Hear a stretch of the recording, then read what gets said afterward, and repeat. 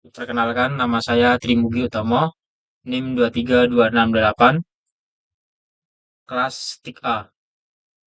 Saya angkatan 2022. Saya di sini akan melaksanakan tugas, yaitu pengenalan GIS, Geografi Informasi Sistem.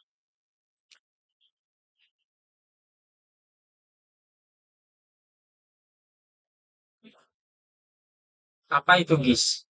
GIS adalah sistem informasi pemetaan berbasis komputer yang digunakan untuk memasukkan, menyimpan, memanggil kembali, mengolah, menganalisis, dan menghasilkan data berreferensi geografis atau data geospasial untuk mendukung pengambilan keputusan dalam perencanaan dan pengelolaan penggunaan lahan, sumber daya alam, lingkungan, transportasi, fasilitas kota, dan pelayanan umum lainnya.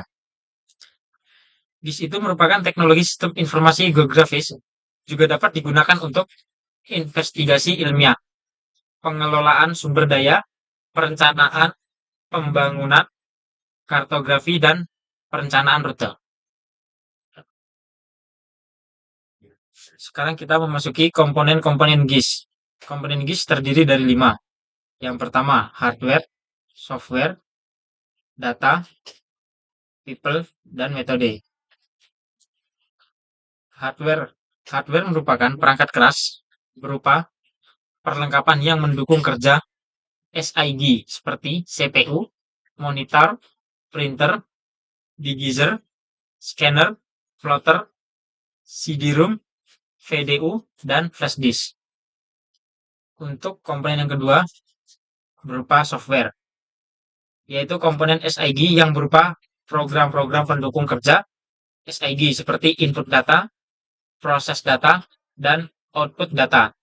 Contoh perangkat lunak dari SIG adalah program kerja seperti QGIS, ArcGIS, dan ArcGIS. Komponen ketiga yaitu user atau brainware.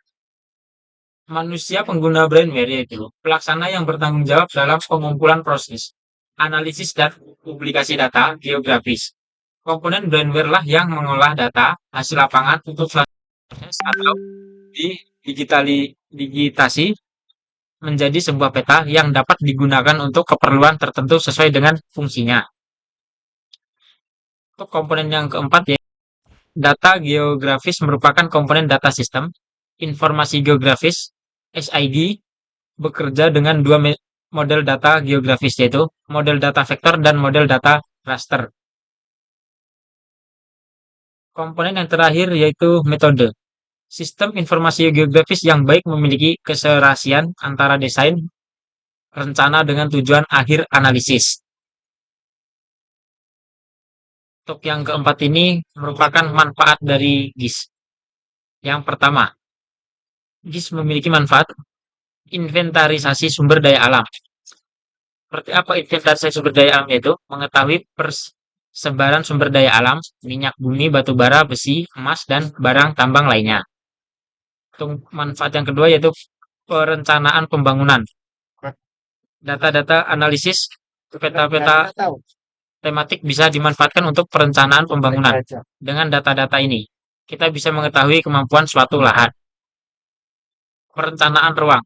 SIG juga bermanfaat dalam perencanaan tata ruang. Selain itu, SIG juga bisa digunakan untuk mengetahui persebaran lahan, persebaran penduduk, pengembangan permukiman penduduk, sekolah, kawasan industri, rumah sakit, dan sebagainya. Untuk manfaat yang keempat, perencanaan transportasi. SIG juga bermanfaat dalam bidang transportasi seperti inventarisasi jaringan transportasi publik, perencanaan perluasan jalan, analisis wawasan kecelakaan dan kemacetan, atau kesesuaian rute yang bisa dijadikan rute alternatif.